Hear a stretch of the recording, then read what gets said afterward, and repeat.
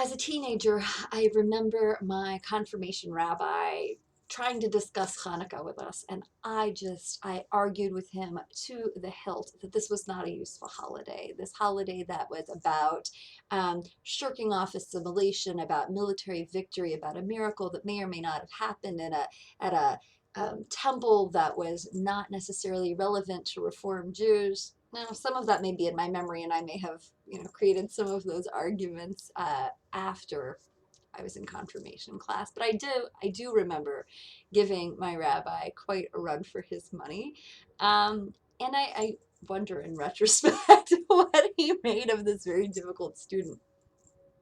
I, in turn, now have my own students.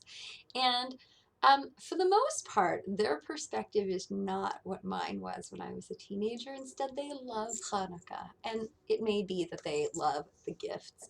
Um, and I know that often our response to them is that this is not a major Jewish holiday.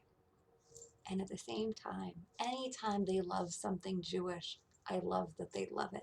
Anytime they have that flicker, that glow, that joy, do my best not to extinguish it and instead try to embrace their perspective.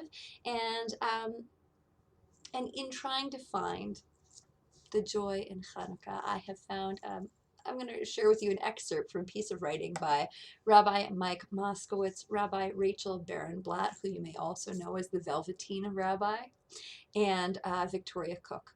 They write, on Hanukkah, we celebrate the miracle of light, which can feel challenging when we're surrounded by so much darkness, both physically, short winter days, and spiritually, by the increase of hate and oppression around the world. It is especially challenging because the light that we each bring is so often separated from one another. Our souls are isolated, so our lights are too. Hanukkah teaches us how to overcome that separation by adding light to light. We each have our own list of the various sources of darkness in our lives, and there are many. Hate crimes are on the rise, bigotry and racism have become increasingly emboldened. We face the daily grind of struggling against more and more oppressive policies at every turn. How can we be real about the darkness without being Pollyanna or pretending it doesn't hurt people, while at the same time cultivating the inner resources we need to bring light? Perhaps the real miracle of Hanukkah is learning to see, even in darkness, our obligation to banish that darkness with light.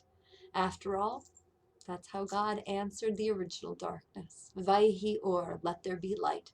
Made in God's image, we too have the capacity to bring light.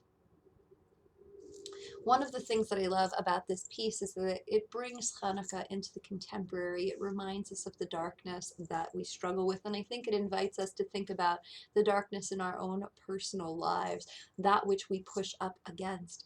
And it reminds us that each of us has a flame, and that the more we spend time with members of our community, members of our family, the more we have an opportunity to spread light, to spread joy, and that each of our candles illumines the darkness, and together, we have this opportunity to bring joy, to bring light to each and every life, and thereby to the world. And I think what it does is it brings a new perspective to this holiday that isn't about ancient legend and ancient lore, or a temple that may feel foreign to us. Instead, it talks about the light and the darkness within, and the light and the darkness around.